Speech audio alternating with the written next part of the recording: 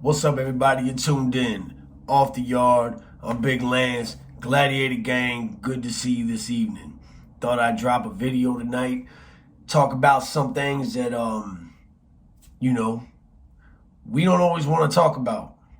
I know a lot of mornings I joke and laugh and I talk about, how funny it is to have certain things go on. But in reality, prison is not a funny place. In reality, prison is full of pain. And you're going to see and be privy to things that you never in your life thought that you were going to see before. Tonight, we're going to talk about one of those things. When you think of prison rape, when you think about a man taking another man's manhood, that should make you sick to your stomach as a normal individual. That should make you feel just ill inside. But there's people in the world and there's people in the prison system that thrive off of it, and it feeds them and they're hungry to do it, and it makes them feel strong. I grew up in the system as a juvenile. I grew up in institutions. From the time I was 11 years old all the way up until I became a convicted felon as an adult. I spent almost a total of 4.5 years in the juvenile system. That's a long time to a child. That's a long time to most adults. Now, when you think of prison, you think of grown men. This isn't one of those times. My first experience and my first witnessing of somebody being taken like that was in the juvenile system. I was in a place called Beaumont in Virginia. I did 2.5 years in this place, and it was, at the time, the worst of the worst. This is where you went when they had nowhere else to send you, when you were just such a violent or just, intolerable human being. They sent you here as a kid. And it was worse at this juvenile prison than most of the adult prisons that I've ever been to, and I've been to a lot. When I got to Beaumont, I was very green. I was very young. I couldn't even grow a mustache. When they walk you in, they shave your head. So here I come walking in looking like, I don't know, just a straight dickhead walking into the unit. And when you walk in, up top, it's cottages. Well, they were cottages. They became prison cells later on in life. They were actually building the new prison when I was there in the 90s. You walk in, the top is like a sleeping area. Then you go downstairs and it's like a basement, but that's your day room. The shower's in there. It's hot in the summer. It's cold in the winter. This was a tough place. Now, I knew I was going to see violence. I knew I was going to see people fighting. I probably was going to see some people being stabbed. But nothing could prepare me for what I witnessed one night at Beaumont. As a white boy, you're always going to have some form of difficulty in the prison system, at least out here. Unless you're willing to stand on yours and fight. And even then, sometimes you still lose. I had been in a couple altercations. I wouldn't say that I'd earned my respect, but dudes knew I would thump for mine. I was left alone for the most part by now. I'd been there about 6 months. I'd seen it all. I'd seen gang fights. I'd seen a couple pokings. Not really no slashings, but pokings. I've seen straight up fist fights. I've been in some fist fights. I've been jumped about 3 or 4 times within the course of this 6 months. This little youngin' comes in, man. He couldn't have been no more than 15, 16, man. Comes in, he's real skinny, real frail, real pale. I knew he was going to have problems. But he called himself talking tough. Being a tough guy, talking about he was a Crip from Northern Virginia. He was cripping. So the Crips pulled up on him. Was like, you Crip? What's up? Da-da-da-da-da. Yeah, fool, I'm Crip. Da-da-da. I'm that. I'm this. I'm that. All right. Well, you know when it comes time to put in work, you got to put in work. But we're going to check your credentials. And what they mean by checking your credentials is they're going to call home. They're going to try to find out who your big homie is and if you're for real. This guy couldn't display any credentials at all, man. He couldn't display nothing.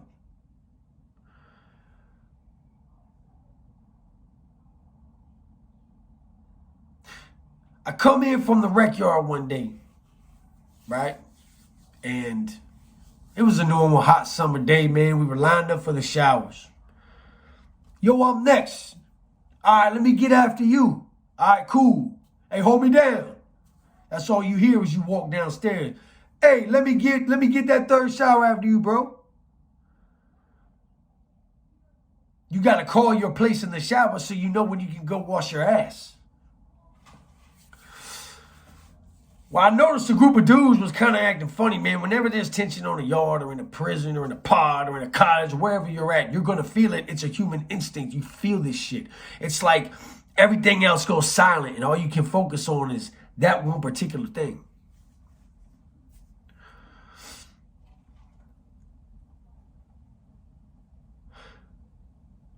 I saw them kind of group up and I saw them moving towards the shower. I seen the white dude, call, hey, let me get after you. All right, bet. Now, when the white boy went into the shower, the Crip dudes kind of like moseyed in front. Wouldn't really let nobody in. Yo, you gotta wait, homie. Hold tight, we got business. Everybody thought they were gonna just beat this dude ass or something. You know, like it was just, they were gonna V him out. Everybody knew he was fraudulent. I knew he was fraudulent. Everybody did. We were just waiting on him to beat his ass. We're kids. We're thinking they're going to beat his ass. That's it. I'm like 16 years old, 15 maybe. I'm like young. The boy's in, he's washing. Thinking that everything's okay.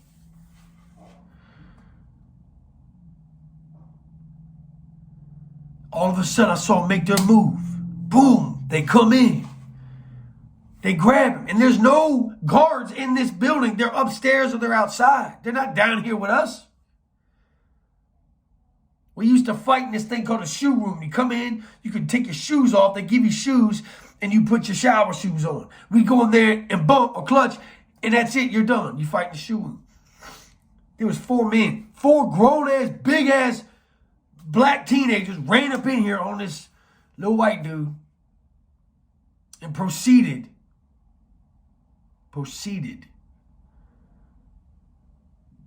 to run meat in that little young boy until he screamed and screamed and he couldn't scream anymore. All you heard was his face in the shower, puddle water, and he's just trying to survive, trying to live through whatever this torture that was going on.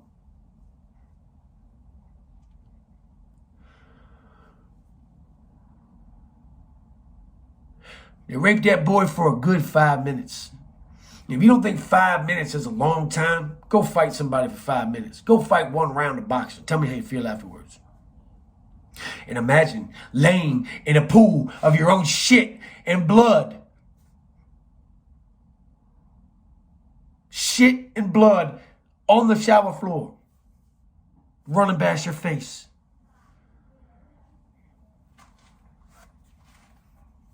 Kids, monsters, savages. After they're done, they grab him by his leg, his ankle, walk him out in the middle of the day room, slide his shitty bloody ass across the day room floor for everybody to see. This is what happens when you mess with us. What the fuck? That was all I could think. What the fuck just happened? Why didn't somebody stop this? Where were the guards? Where were the adults? Where were the people? What the hell just happened? This is my brain, right? This is my brain. This is my mind.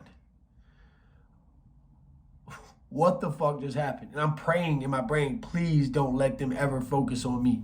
Because there's nothing I could have done. What can you do?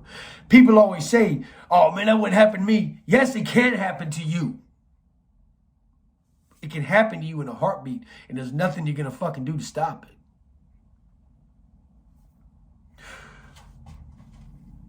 As they did this to this boy, they also proceed to stomp him and kick him and beat him on top of what they were doing to him from behind. I remember him laying there naked, 3 feet from me, covered in piss and blood and shit and tears.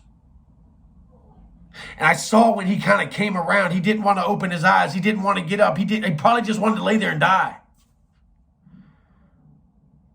I'm sure he was begging for death, praying for death many times during that whole ordeal.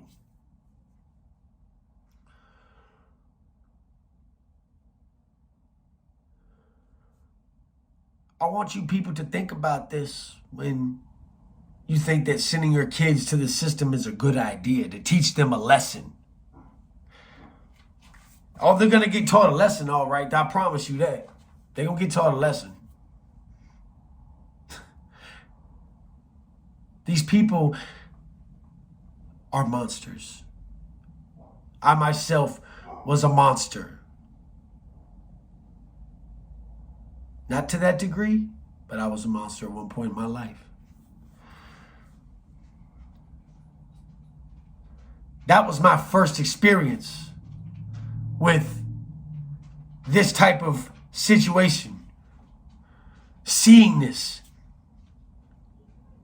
This is where my PTSD really starts, I think. This moment. This is when my brain was transformed into something else. When my vision and my heart got colder.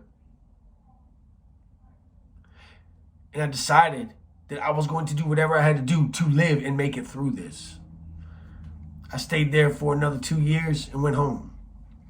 But that wasn't the last time I saw that horrific sight. I saw it many times in my life because I was in many places.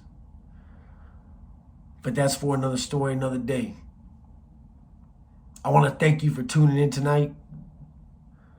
I hope that you understand I make these videos to help.